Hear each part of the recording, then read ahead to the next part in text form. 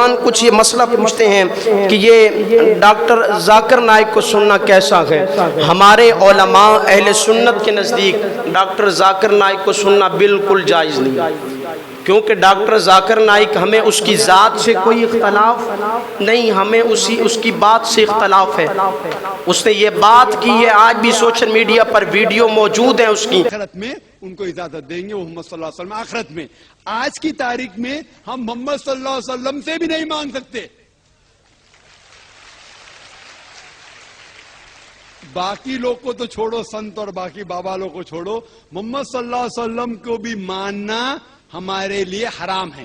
جو شخص مر چکا ہے، اس نے کہا ہے کہ نبی کریم صلی اللہ علیہ وسلم کو ماننا حرام ہے۔ اس دور میں ہم معاذ اللہ سرکار کو نہیں مان سکتے۔